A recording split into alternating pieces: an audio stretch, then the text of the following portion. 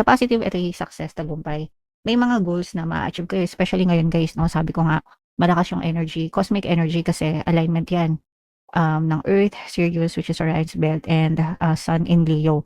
So, definitely guys, malakas yung energy for manifestation. May mga mama-manifest talaga kayo, may mga ma-achieve kayo ng mga goals, level up, success, ganyan yung inyong mararanasan ngayong season na to. So, samantalahin nyo ito guys. Talagang dapat fino-focus nyo yung energy nyo sa mga intentions nyo. Oh.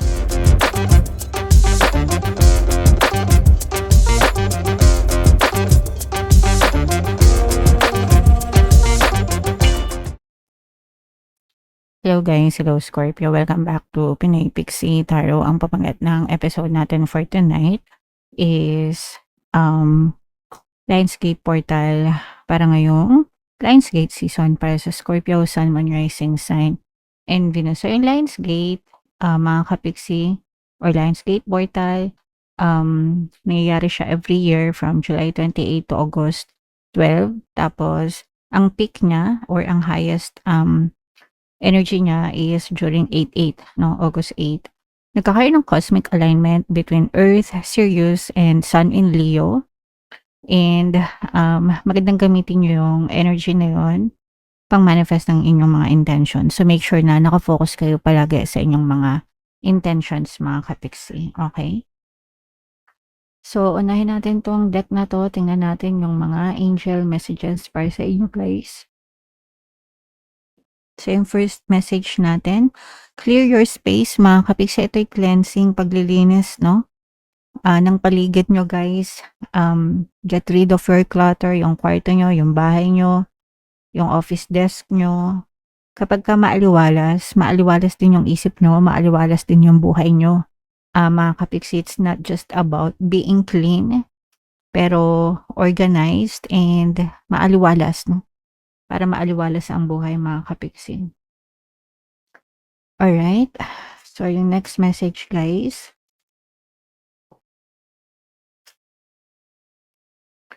Ito naman ay sensitive, guys. Maging extra sensitive kayo sa mga tao, bagay, sitwasyon sa paligid nyo. Dapat filter nyo, guys. Dapat marunong kayo mag-filter ng positive and negative na situation sa buhay nyo.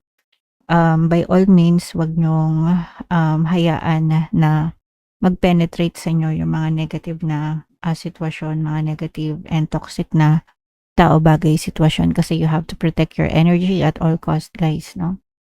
Dahil ang buhay nyo ay nakadepende din sa energy nyo, guys, okay? So, you have to protect your energy, Scorpio. And you are safe, mga kapiksi. You're always safe, you're always protected. Lahat tayo ay may anghel gabay, guys. Simula nang pinanganak tayo, bawat isa sa atin ay may mga spirit guides. And ang mga role nila sa buhay natin is gabayan tayo, protektahan tayo, and tulungan tayo sa panahon ng ating mga pangangailangan. So you're always safe and you're always protected, mga kapiksi. Alright?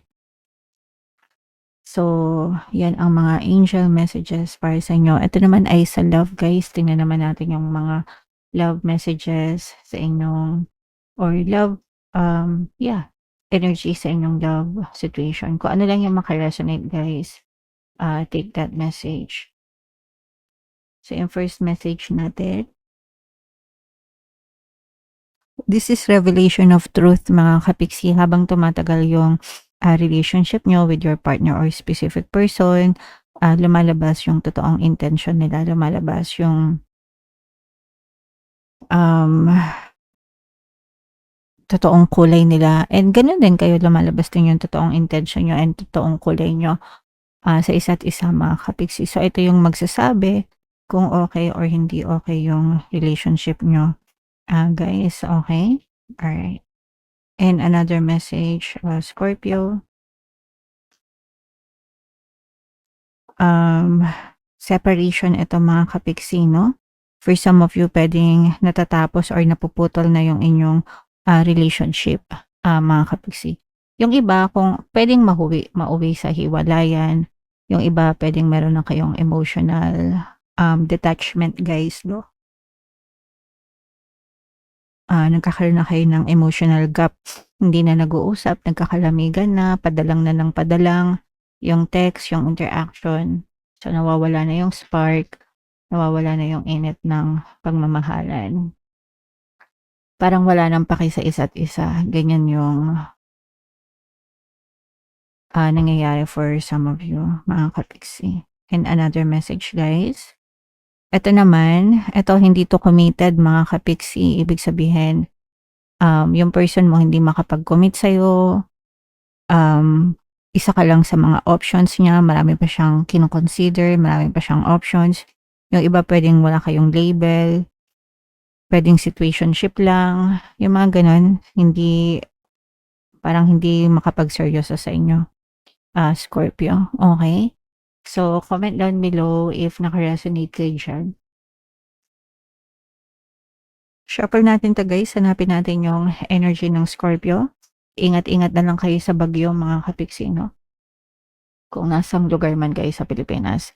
So, habang sinashuffle natin to, guys, panoorin nyo muna yung video natin regarding sa ating paano mag-manifest ng abundance video course. Kapiksi, sawa ka na ba sa mga struggles at hirap sa buhay mo? Masipag ka ba at masikap sa buhay ngunit hindi ka pa rin umaasenso? Ilang beses ka na bang nag-attempt magnegosyo at mag-invest pero palagi ka pa rin nalulugi? Sa pagkakataon na ito ay maaaring may subconscious beliefs ka na nagiging balakid sa iyong pag-unlad at pagyaman. Introducing, paano mag-manifest ng abundance video course. Dito ay matututunan mong ma-overcome ang mga balakid mo para tuluyan ka ng umunlad, umasenso, sumagana, maging matagumpay, successful at maswerte sa iyong kabuhayan, pera, trabaho, negosyo sa lapi at kaperahan ng bonggang-bongga. Dali, mag-send na ng email sa pinoypixitaro@gmail.com at simulan na ang iyong pagyaman ngayon. Alright, so sa lahat ng gusto mag-fill ng course, guys, meron tayong paano mag-manifest ng abundance video course, paano mawala ang third party at magkaroon ng harmonious na relationship, paano pabalikin si ex or vice breakup. Sa mga interesado, guys, mag-send lang kayo ng email sa pinoypixitaro@gmail.com. And sa mga naghahanap ng pampaswerte, guys, meron tayong money shaker jar. Ito yung, guys, no, super liit na bote pero super effective, guys, and super powerful. At saka ito, guys. So, sa mga interesado, sa mga gustong sumakses, chat nyo lang ako dito, guys. Ito yung ating WhatsApp number. Chat nyo lang ako, mga kapiksi. So, Scorpio, kayo ay na-represent ng King of Cups. So, this is both positive and negative, mga kapiksi. Unahin na natin yung sa relasyon, guys, no? Kasi ito na yung nakikita natin na sinasabi ko nga sa inyo kanina, for some of you, nagkakaroon na kayo ng conflict, pandalamig sa relationship, mga kapiksi. Yung iba dito, guys, meron kayong mga duda, no? Mga duda sa specific person nyo, you have doubts, you have fears. Yung mga kinakatakutan nyo na mangyari sa relationship, for some of you, it's all being pushed out now. Ibig sabihin, nangyayari na yung mga kinakatakutan nyo. Kung ano man yung kinakatakutan nyo sa relationship. And for some of you, pwede nagkakaroon kayo ng problema sa finances and career with your person. Nagkakaroon kayo ng conflict sa pera, nagkakaroon kayo ng conflict sa career, or nagkakaroon kayo ng conflict in general, mga kapiksi. So, may mga unresolved issues na left hanging. Ibig sabihin, hindi na parang hindi natatapos yung isang away nyo, tas nadadagdagan na naman ng panibagong away, mga ganun. Walang closure, nakabitin, kaya hindi nagiging harmonious yung relationship nyo, guys. So, kapag yan ay nagtuloy-tuloy, sabi ko nga sa inyo, guys, maaari yan mauwi sa separation, mga kapiksi, kapag hindi talaga siya na-resolve. Pero, syempre, pwede pa namang ipaglaban as long as willing kayo na makipag-ayos, willing kayo na intindihin, mag-compromise. Pero, dapat isa't isa. Hindi pwedeng ikaw lang yung magko-compromise pero yung person mo ayaw mag-compromise. Diba? Hindi yun mag-work. Kapag kaganan, dapat parehas kayong willing, mga kapiksi. Alright? So, yun nakikita natin sa negative. Sa positive, ito yung success, tagumpay. May mga goals na ma-achieve kayo, especially ngayon, guys, no? Sabi ko nga, malakas yung energy, cosmic energy kasi alignment yan ng Earth, Sirius, which is Orion's belt, and Sun in Leo. So, definitely, guys, malakas yung energy for manifestation. May mga mamamanifest talaga kayo, may mga ma-achieve kayo ng mga goals, level up, success, ganyan yung inyong mararanasan ngayong season na to. So, samantalahin nyo ito, guys. Talagang dapat fino-focus nyo yung energy nyo sa mga intentions nyo. Okay? Alright. And this is also a time for healing. For some of you, mga kapiksi, no? Haba ito, guys, parang I'm also sensing na you are being kind to yourself, no? and doon na nag-i-start yung healing mo. So, sometimes kasi tayo mismo masyado tayong hard sa sarili natin, 'di ba? Na dinideprive natin yung sarili natin sa mga pahinga, sa mga magagandang bagay, ganyan, tinitipid, kinukuripot, yung mga ganyan. Which is, yun nga, parang nade-deprive tayo. But, if you try to be kind to yourself, you will start to heal, and mapapansin mo guys na hindi lang kayo nagiging mabait sa sarili nyo, nagiging mabait din kayo sa ibang tao. Ganun kasi yung nagiging epekto niyan. And masarap maging mabait mga kapigsi, okay? So, let's try to be compassionate at all times, guys. Alright?